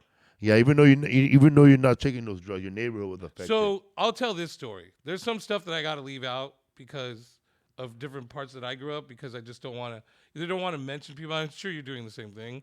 I don't want to give certain people credit, and then some I don't want people coming up to me going like, "What you talk? You have no right to talk about this." But this one I feel like, because I've reached out to this fool. Who the fuck is Looney, homie? Because I want to, so hopefully he hears this. But I used to go to school in Morgan Hill, and it was a junior high. I could be wrong. It might have been high school that this happened. But there's this guy named Little Mikey Sepulveda, and he went to school with me, and he was cool, and all of us loved him, and he hung out, and he was like one of us. I don't know if everybody else knew what his situation was, but I certainly didn't. I thought he was a hood kid. I thought he was like grew up in Crest or in the Village or something. And then one day he disappeared, and everybody was like, "Did you hear what happened to Mikey? His mom was like the biggest drug dealer ever, and they raided his house, and he lived up in Jackson Oaks in this really beautiful mansion." And I was like, "This is all bullshit. This is all bullshit. You guys just make shit up." I don't know. 20 years later, people are like, "You got to watch this movie. It's called Cocaine Cowboys," and I'm like, "Whatever. I'm not into that shit." And then I don't know. Somehow someone was watching it. It's a really good documentary. And all of a sudden they're like, "Little Mikey Sepulveda." And I was all, "No way. I know this motherfucker." He goes by Michael Corleone now. Shout out to Michael Corleone. If you guys see him, shout him out for me. I've been trying to message that fool like, "What's up, dog? Come and fucking do my homie's podcast." So yeah, dude. That was kind of a weird thing that I grew up with that I didn't know about. Crazy, huh? Isn't that crazy, bro? That's a real thing. I didn't know that, man. You ever see someone get jumped into a gang? Yes. A lot. Is it like they do it now where they count, or they just decide to stop? No, it was a fucking beatdown. It was like a severe beatdown, bro. It was like you got kicked in the head if you didn't cover your head. Like that was the thing, bro. That's why I didn't join gangs, to be real honest with you, was because I was a fucking coward. I was afraid to get jumped in. I was afraid of my mom, but I was afraid of getting punched because it was like, and they would tell you, "Bro, curl up. Like fight until you hit the ground and curl up, because we're gonna fucking kick you. We're gonna beat the fuck out of you." And they beat dude, bloody noses, fucking concussions, that shit happened. Crazy, man. I got jumped in at a concert, bro. I thought it was a mosh pit, but they were jumping me in. You joined the Motley Crue. I thought it was DRI. How was it for you guys here? Was it full on beatdowns or was there a count? Bro, I was hanging around with people I grew up from my neighborhood, because when I had a summer job, I was a daytime counselor. Okay. Day camp counselor. And I was in charge of a You little were a kid. counselor? Yeah, bro. Nice. I was in charge of a bunch of kids, dog. And I was mostly good at giving them fucked up nicknames there. Giving them gang names? There was this kid, bro, like, you know what a camion is? It's a bus. Right. And mion is a guy that pees a lot. Right? Camion, it's a bus. School bus or bus. A mion is a guy who pees a lot. Yeah. So this fool I was taking care of, That fool peed in the bus, so I call him Camión. That's funny. Did he know what that meant? It's a play on words. Did he know what that meant? Fuck yeah. Okay. But nobody could say I call him pee-pee head because I call him bus. Right. You calling him a bus. Yeah, man. And best counselor ever. So most of my coworkers, they ended up slanging dope later on and joining a gang. But I knew them from hanging out, drinking sodas and eating chips with dip and eating tortas and watching fucking WrestleMania fucking 3, bro. Right. We were watching wrestling, Yeah, and then I remember that. The job ends. I go back to Pico Gardens. These guys live in Pico Aliso. Next thing you know, they're in a gang, dude. They're all in gangs, the same gang. So I started hanging around with them for a long time, bro. Like, I started hanging around like with them 24/7, just tripping out with them, doing stuff, drinking beer, chilling, partying. So they start doing things that I didn't know. Like they were having meetings, like court. We're gonna take you to court, and when they take you to court, that means that you violated like a gang like a rule or something. But you're gonna get jumped, bro, pretty much. So all day, they were looking for fallouts, like people that were jumped in but have not checked in, or they're being nomads somewhere. So they were like, "What's up, man? You still in the hood?" "Yeah." "All right, man." Bah, bah, bah, bah, bah. Fuck you up. Yeah. So welcome my back. dumbass was jumping those fools too, which I shouldn't have. I'm in the gang too, bro. I'm dropping elbows like Hulk Hogan, bro. Right, yeah. Being funny. Yeah. And then after, bro, and I fucked up, bro, because every time they jump somebody, he was part of the jumping crew now. Right. So we were jumping like 5 dudes like already. It got bigger. So these fools looked at me and said, "So what's up?" And I already had a nickname. They said, "So what's up, Batman? You want to get jumped in now?" And I like. And you've already jumped in everybody else already. And I've been hanging around for about a year, bro. Borrowing money. You're already beating up other gangsters. So you have to say yes, right? Yeah, and they looked at, and I didn't want to say no, but your street instincts. Yeah. Your hood instincts. No, it's like having you have a gun right here, and you gotta take it out no matter what. Right. And you take it out without even thinking. Right. It's already there. When you're in the hood and you're hanging around with these type of people, you have that mentality already that right away you cannot back down without even thinking about it. Nobody has to tell you can't back down. Right. You just know it, man. It becomes like your left arm. Right. So as soon as they said you ready to get jumped in, without even thinking, bro, I cheap shot somebody. Nice. Hell yeah, bro. I was young. Because you know it's coming, bro. I was 20, old already, but then I know. I'd already seen shit, eh? I fucking punched somebody, and then that fool, he punched me, but he hit me with his wrist. So he must have broke. I don't know. He hit me with his wrist. Yeah. And then this other little homie, he got me. And then they were jumping on me for a long time, and I could feel like foots like on they're stomping on you. my head. And then everybody said, all right, eh? But when they were saying all right, I was still holding on to somebody trying to hit them. All right, eh? So that was that, dog. So after that, nothing really changed. And when you join a gang, I don't know like how it is now, but nobody really put like a gun in my hand and said you gotta go do this. Right. There's people who already are born for that. Right. In the gang. Right.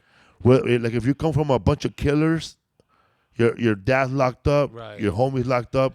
This little cholo already, if he's 14, he's already a born soldier. Right. Like this kid's hardcore. He's a born leader, man. He's very influential. Some of these cholos are very influential. Right. They know how to lead. Right. And I didn't have that quality. You know, I was a guy that would come in and like someone would get shot, and I didn't even know who did it. You know, it was us. Right. Yeah. It was our team. Right. And I remember how naive I was. I'm hanging out, and I see this little homie that I haven't seen in a long ass time. Right. And he's paled, bro. Paled. And he's with another dude, a Samoan motherfucker, bro, that's not from the neighborhood. And he was another dude that's not from the neighborhood. And they're all a little darker than him. But there's a paleness about them. You know, that noticeably, like these motherfuckers were in a room for the last year. Right. Without seeing the sun. So it turns out these three kids escaped from juvenile hall East Lake the night before. Okay. They stole a van and they drove it through the wall. And if you go to the juvenile hall now in East Lake, right there by General Hospital, there's a wall partitioner now. There's 3 pillars that block that gate. That came from that moment. And the only reason, and this is a fact. The only reason I know is a fact because as a stand-up comedian in 2012, me and this other guy who calls himself the commissioner of Boyle Heights, Beto, we bought a bunch of puzzles and a bunch of footballs, a bunch of soccer balls, a bunch of coloring books, a bunch of scrapbooks, a bunch of toothbrushes, a bunch of male supplies, and a bunch of supplies for females. And we went to go take it to juvenile hall for the kids. Great. Good for you guys. And then nice. we had like a bunch of kids, and I did a little stand-up show for them. Nice. And the girls too. I made them all laugh. I gave them words of encouragement. I told them that you guys are all leaders. You know, nobody here is a loser. Right. He goes, you guys are leaders. You know, people follow you. Right. But you gotta change that way. You know, do it something else. Sure. Because most of you guys, like, you're very talkative. This potential is amazing. It's just wasted. There was a woman that was talking shit through the whole show. And I said, you're very talkative, very expressive. You know, don't you know that with that voice and your confidence, because you could be a very, very great prosecutor. You know what I mean? This is not going to stay in your record. You could go be a law student. Yeah, you're still a J, juvenile. You could be a great debater the way you talk. You know, right. like, I didn't want to go against you. I was afraid. I was lying. Right, sure. You know, I was lying, you know. She's a prosecutor right now. But I fucking made her feel good, dog. Right. So after all was done, there was old ass black man there. Okay. And I put him to the side. I said, hey man, can I ask you a question? Yeah, young man. You very funny, by the way. How long you been here? 35 years. Okay. Do you remember 3 kids that broke out of this motherfucker? Right. In the late 80s? And You found it? 1990. All right. Great. And 1990, and he goes, let me tell you about those kids. They were the most influential kids that we had at this place. I mean, they were out there helping people out. They were helping people out. They were leading class. They were giving food to the kids who just got here, teaching them the rules. They were, all this, all that. But they did it all just for someone to trust them with a truck and escape.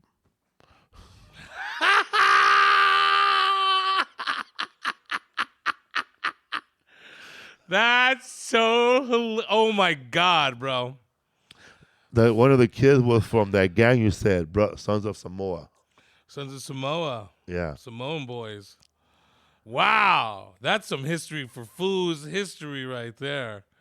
Yeah, man. So I'm just saying, that's why so many people are attracted by this lifestyle, because a lot of the people, people look up to them, man, and they dress good. They get all the ladies. Sure. Yeah, it's attractive. I mean, everybody has a story about the lady leaving them for a cholo, eh? I didn't have a lady, so I never. I want to hear a love song about that. Right. My lady left me for a cholo. Yeah. Yeah. Drake, work on that. Yeah, dude. So that's my side of the neighborhood, bro. Like, you say there's party crews. Besides being Cuatro Flats in my neighborhood, I told you there was like Panda Boys, Pico Stoners, Dragon Street Locos. There were little hailing gangs, and these dudes like Cuatro Flats, not Cuatro Flats, but the stoners. They were called Stoner 13 after Yes, you're telling me about this. a little story I know about this is that's how MS-13 got started. MS-13 was part of that crew, that generation, like Pico Stoners, blah blah blah Stoners, because they were called Mara Salvatrucha Stoners in the beginning. So they were a party crew. They were like a party. I know that crew, they were metalheads. and they would do this because of fucking Black Sabbath. Right, because they like. And then later heavy metal. on, yeah. they became the sign for the devil. Right. But my friends had run-ins with them at Elysian Park once. But there was a couple of guys from El Salvador that were from Cuatro, and I remember they were having a picnic, and there were some guys there from MS-13, and the guy from the projects, he went to go talk to them, and he went with a soccer ball and asked them if they want to play soccer, and they played soccer. Okay. And most of the guys there had really long hair. Right. And Mara, the word Mara, is the Spanish words for gang. But it means, mira, I mean, no, not Mara. Like, there's a lot of them. Okay. And that's how the word, like, it was a gang of us work. And then, like, trucha means, like, watch out or be alert. Right. Like, so watch out for our gang. Yeah, look out. Yeah, man. What?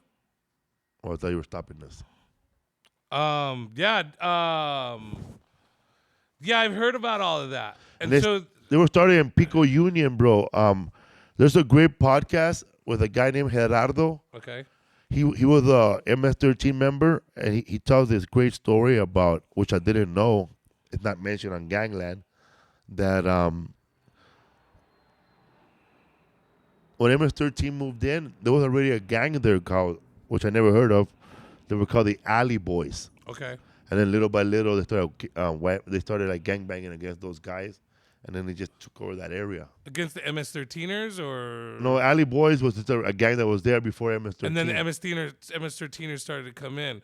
What started? Because this is what I heard. What happened was in the 1980s, in the Pico Union area and all over Los Angeles, there was a big old revolution in El Salvador, Nicaragua, Guatemala between the conservative party and the liberal party, bro. Okay. And the both sides, like the main government, the army, they will go into people's houses and take the kids to make them join the army, and the other side will do the same thing too. So these people from El Salvador started going to LA and migrating legally, over here, and became because there was basically no future, bro. What is it called? Looking for when you come here. And you're looking for like a better life? Yeah, but there's something that you could claim because you come from a country that's not good. Asylum, yeah. Yeah, so they were like, these kids were seeing death every day. Death, like seeing mass murders, dude. Right. There's a movie with James Woods that came out in the 80s. It's an awesome movie about El Salvador. It's called El Salvador. Okay. And if you want to see the details of what I'm talking about, go rent that movie with James Wood, El Salvador. Got it. I've not seen that. I'm gonna watch that. It is badass. It's called Salvador. Salvador. Okay. Not to be confused by Salvador Gigante. So what I heard is this. Again, I don't. It was like because you did the homework on this. They were getting picked on because they were just kids. Yeah, man, they were getting picked on because if you guys don't notice that the Salvadorian American accent is totally different from the Mexican accent, like totally different. and it's very, very, very noticeable. Like, because they're more their Spanish is very proper, like Castellani Spanish. You know, like Right. it's very like tanto toda la noche cerote, hijo de la gran Yeah, puta, yeah, yeah. Okay, I know. hijo Yeah. de la gran puta. You know, so when they came in, they were getting picked on by all the Mexicans in that area, and people like my dad But- age, they were very derogatory about but them. these guys have seen shit that these kids have never even fucking seen. Yeah, right? but they have not seen bigotry, bro, like that, like the way they were seeing. Right, too, but though. what I'm saying though, Death, is- they saw it. so what I'm saying is these fucking these Chicano kids from East LA, as tough as they are, haven't seen people get slashed open, their throats cut open, people hanged. These kids that are coming here from El Salvador who are just metalheads have seen all of that. They seen all that. Their parents seen everything, bro. So these unbeknownst to these LA kids are picking on some pretty hardcore individuals. Man, yeah, man, they're picking a big army. That's getting a big like a sleeping giant. They're basically. creating something that they had no idea they were creating. Yeah, because in the beginning, there was already two gangs in that area besides the Alley Boys. It was Clanton 14, which was on that street Clanton and 14th Street. And by the way, Clanton 14 is the only gang in Southern California that has a 14, because the that's the right. street is Clanton and the street 14. It's cross streets. And this gang was a predominantly Mexican American gang. Like the heart of the whole gang was Mexican American. When I was in rehab, there was an old man. This was 1990, bro. This guy was 56 years old from that gang. Right. And Wow. when Mexican immigrants started moving in the 80s, in the 70s, they were being picked on by the Chicanos that were here. Right. So they formed their own gang. It was called 18th Street, and 18th Street became pretty much the first all Mexican gang, like Paisas at first, Right. and they pretty much started. They openly allow everybody. Okay. So like Salvadorians, Yeah. Guatemalans. So when people from El Salvador started moving in, 18th Street was already established, and they were not allowing. They were picking on all the Salvadorians in the neighborhood, bro, right. and like robbing them and bullying them, and And this is so, just to say all the stuff that I've researched, this is all the makings of every fucking single gang in America. yeah, man. So those guys had to like.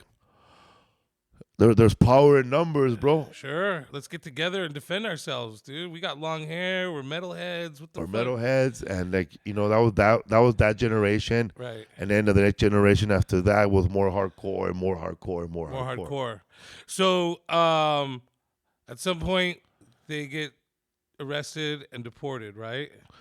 Yeah, they didn't get deported till Bill Clinton came in. Okay. Oh, that's right. Bill Clinton fucking deported that. He was doing because he Gang was doing a lot of sweeps. deporting back then. Yeah. Weird how liberal presidents do that. But anyway, it's like that's the one thing is all people always like. Obama deported way more people than anybody. You know, it's funny how Like, they say that. somebody didn't deport me. They say that not to get too political here, Right. but one side always says the other side is not tough on crime. Right. But when you think about it, man, when they say that Democrats are not tough on crime, I could think of mass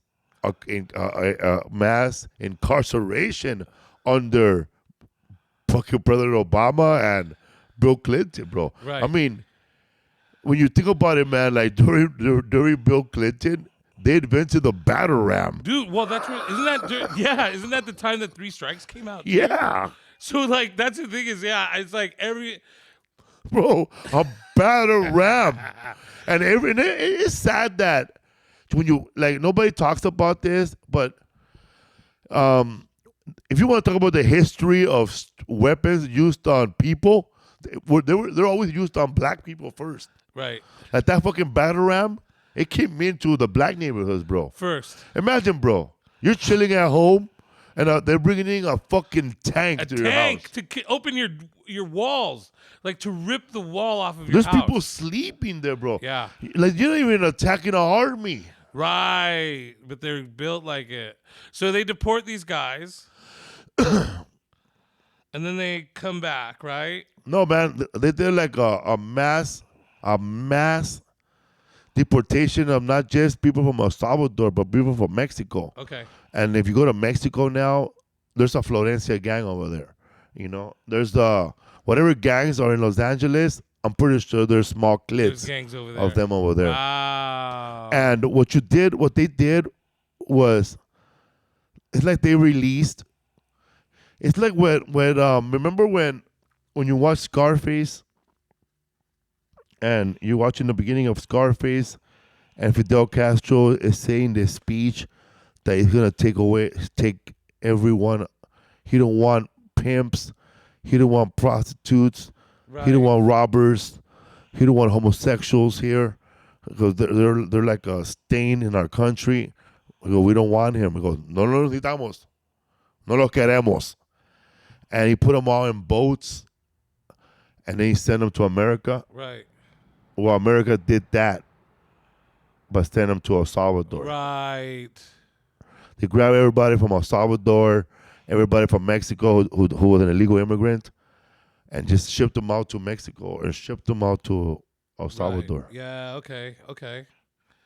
And when they brought in, it's like you're bringing. It's like imagine this was baseball, and you grabbed Kershaw, you grabbed fucking the best dude from the Giants, and you put him in to play fucking wiffle ball with the people over there from the other country. Yeah. Who's gonna come out on top? Right. It's like you brought in. Right. It's like everybody's emulating gang culture, right? In Japan, all over the world, but you bring in the stars to your country. The real deal. And now these people, they come in with mad juice. Right. And they create their own a new gang problem in a country where there were none. And then they start to come back. Who? Right? Well, the MS-13ers. Isn't that the whole thing? Is that they like go out there, they form this huge ass gang, and then they start to trickle back into the country. No, I don't know about a trickle down, but there's so there's so many of them already here in America. Okay. But what they did, and I only know this from watching this movie, it's called Sin Nombre. I remember that movie. And they send shot callers, bro, to regulate the people here in LA. And I only know that because of a movie, right? And only because of that woman that was murdered in Virginia. Yeah, the one that they like stitched her up or all kinds of fucked up shit. I remember that. Wow. Yeah, man, and it's funny, like the music too, man, like the oldies but goodies, you know, and Art LeBeau. Hey, this is Huggy Boy. Right. Yeah. It's all tied in with gang culture, huh? Yes, totally. Yeah, totally. But because I know that in the West Side, you know, West LA, you got Harpies, you know, you got all these Playboys, you got Headhunters. Are these black gangs? No, or Mexican gangs. Mexican gangs still. Okay.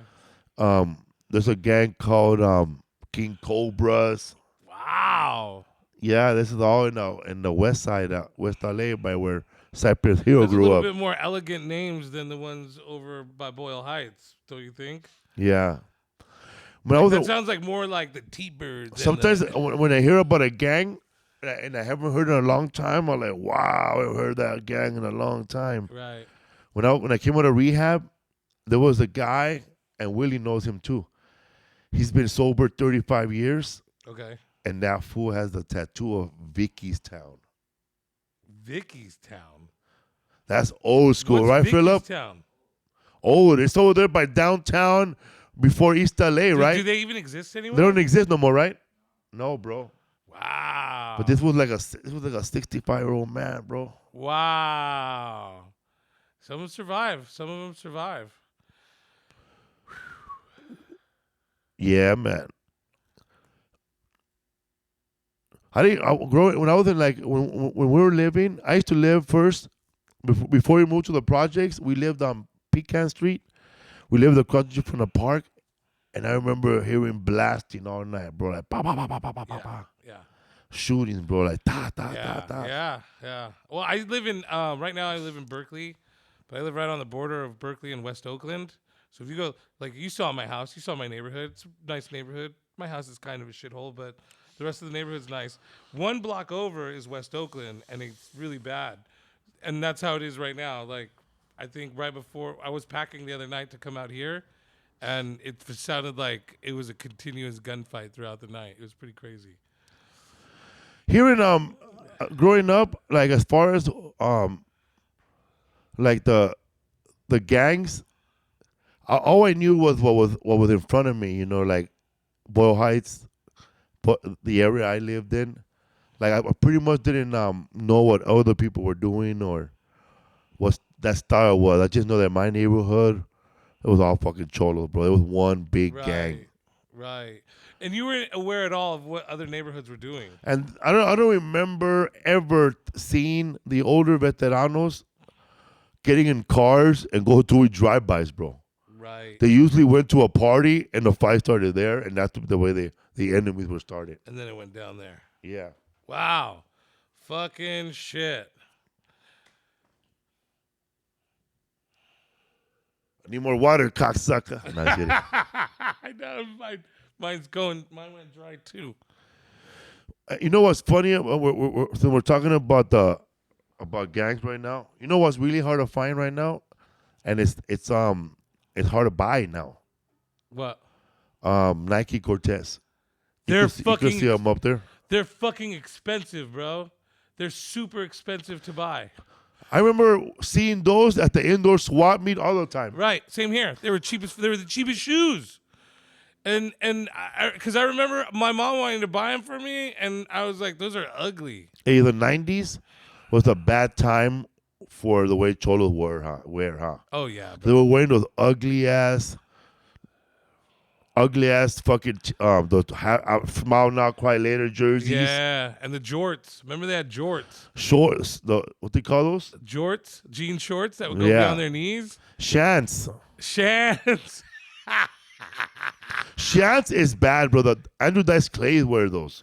I kind of feel, yeah.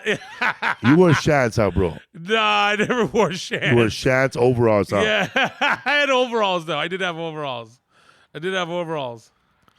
Yeah, there's a time, bro, when it was just the dress was bad. Like it was not looking pimped out no more. Like it was like no more cool looking right, Pendletons. No more looking sharp. There was kind of a sloppy. It was like a sloppy sweatshirt. Yeah. A beanie that was too low. Right.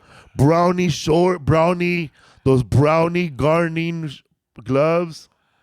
Yeah. And shoes they were not even Nikes, homie. You were Stadias. XJ900s. Pro Wings. You're from the you're from the PWs now. The P-dubs. Yeah, it got really sloppy. I don't know how it is now. I'm a little confused at what it is now. Do you know what it is now? You know what happened? Why the bad look started? It's because some of the homies became ballers, and they started making so much money that they dressed so well that the rest of the homies that weren't slanging looked like fucking mechanics. Right. They were like, fuck that. Like these cholos were not even wearing the J.C. Penney t-shirt, but they're wearing Hanes. Yeah. If you're wearing a Hanes shirt under a Pendleton, you're pretty much a paisa, huh? It has to be J.C. Penney. You have to be like MC Pancho. By the way, I had to take mine off. I don't know how you're fucking doing this. These are the warmest goddamn things I've ever put in my body. You must be burning up by that light. It's not the light, dude. It's the fucking felt fucking shirt. I'm not even sweating, dog. I can't. You've always been like that, though, bro. Like I'm dying. There's no way I could have made it as a You're cholo, thinking bro. too hard, dog. Man, bro, I'm so glad that we're gonna keep talking about gangs, but because go ahead, take a little pause. Give me one too. Now it's funny, right? Because back then everybody dressed like this, Now everybody dresses like this. This is the dude. Gabby Lamb dresses like that. I know, man. I see a white lady wearing Pendletons Yeah, now. it's expensive too now. Yeah. To dress like a cholo is expensive. That's why I'm wondering what cholos are dressing like right now. You seen Birdman? I don't know if that's a good enough example. It's like a skeleton with a Pendleton on. Yeah, man. I remember, man, like cholos ironing, dog. Yeah. Like their creases will be sharp. They want Right. their pants to stand up. Yeah, I remember my uncle ironing his pants all the time before he went out. I remember, like, you cannot have most of the movies where they show cholos, someone's ironing. Dude, I was working it was one of the funniest things ever, and I think my uncle did this too, but was working with George somewhere, and he was ironing his white T-shirt. It's like, that goes underneath, and he's like, you gotta look sharp, homie. Always look sharp. You might meet the woman that checks the mattresses, Right. inspected by henna. History for fools. What's happening, bro? What's up, homie? Where you from, homie? Where you from, fool? Hey, growing up, did you ever meet like a person that dresses like a cholo and he hangs around with a gang, but then you hear him, hey, bro, are you from that gang, homie? Nah, homie, but I back him up. Yeah, well, that was kind of me when I was growing up. Yeah, I was doing that till they jumped me in, bro. Yeah. Bro, it's like as soon as we turn on the microphones, it's like, let's just start all the activity near the airport. It's like growing up in a project, bro. As soon as you take out a six-pack, everybody shows up. That's one of the biggest mistakes a person will do when they move into the housing projects. They go outside with a six-pack, and everybody grabs one, and you only drink one beer. That's why the man made a 40-ouncer. Well, when you have a 40-ouncer, you drink it by yourself, and all your saliva and your tongue is in that little hole. And if somebody wants a drink, he either got to eat your saliva or grab a little cup. Or you're like, fuck that, homie. I don't fucking share this shit. I'd always give a little cup. Did you come with a little cup? I didn't. I always just... Bro, me and my homie, Ozzy, and a guy named Sinner, we used to kick it, dog. He used to have a big old ghetto blaster, bro, because that was the shit. And he'll be jamming Key Sweat. Make it last forever. Did you drink 40s? You drink 40s? Fuck yeah, I dog. drink 40s. Old English, malt liquor, Say Nice, I know you Mickey's, I know you don't drink Colt anymore. 45, I know you don't drink anymore. Magnum. I drink. I like a little ranch water. I like a little bit of like beer every now and then. I like good Modelo. I have no fucking clue how I slammed so many 40s in my lifetime. Me neither, dog. It's the most... I tried... Someone had a 40 at a party, like at a comedy party of all things, and I took a sip of some, like... I think it was like a King Cobra. Oh, God, that shit's awful, Hey, dude, bro. you ever go to a house party in the hood? I have many times. Yes. And you know they have a lot of parties when the label from the 40-ouncer is stuck to their wall, a bunch of them. And then, or the bottles are lined up on that ceiling shelf thing. And the only calendar they have is the one from the bakery with the Aztec warrior holding that hot ass chick. Ah, dude, did you grow up in my house, in my friend's house? And in between the calendar, the little roach eggs. Right, yeah. Yes, but you didn't know that there was roach eggs. I didn't know So next month. Yeah. Holy shit, bro. Holy fuck. Santa. Yeah. I'm glad my son. Well, did you ever see that? Yeah, right. Yeah, It's sad, huh? fortunately, my son missed all the poverty that we went through, but that's funny, dude. Because I do remember my homie Daniel had a house like that. That was exactly. He had 40s lined up on the wall, and then his bathroom wall door had the labels stuck to him.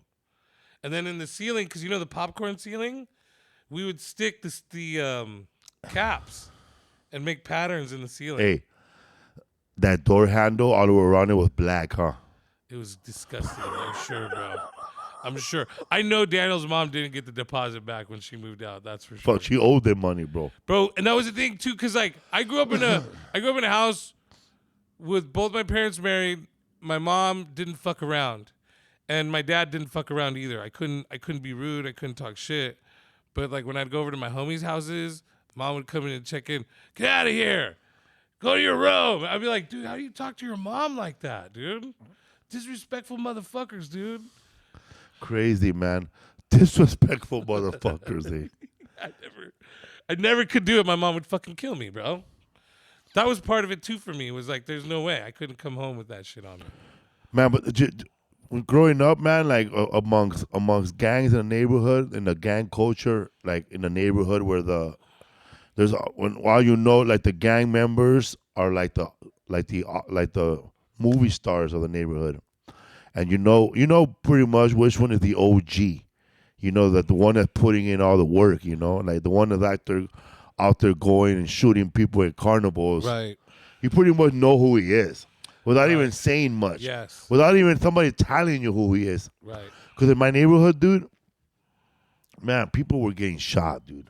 After a Right. while, once the '90s started, once everything, because at first, and I'm gonna tell you, like the people that are from the neighborhood, the people that jumped me in, and the people that I went to, I worked with as a day camp counselor.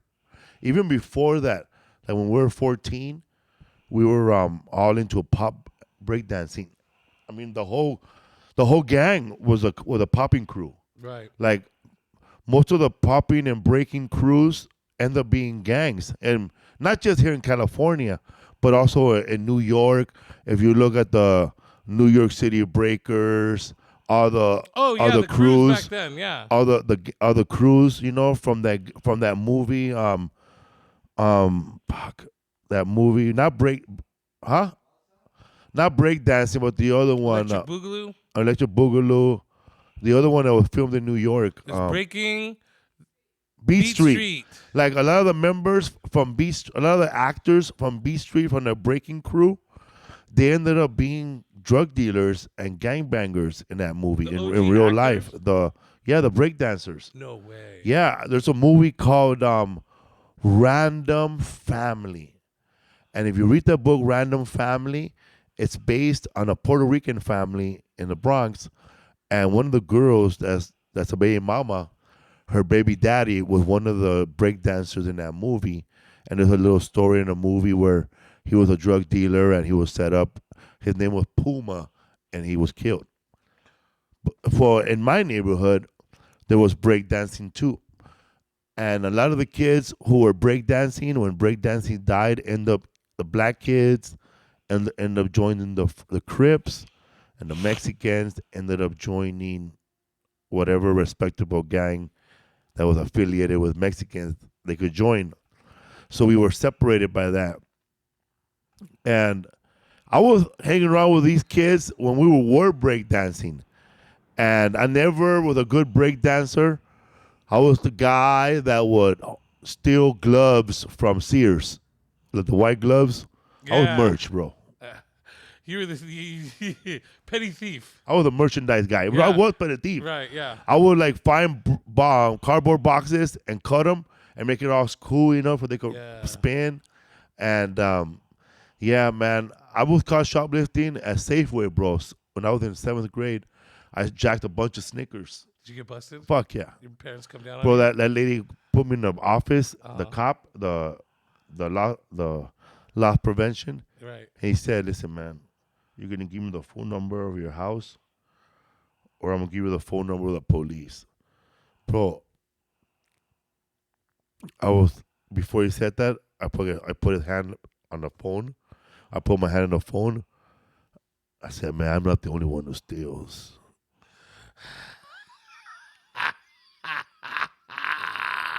And he was so smart that he didn't even ask who else. He knew right away. He said so. He started dialing my mom's number, and I just started dialing a cop's How old number. were you at this time again? 7th grade, 12, 13, 14. Okay.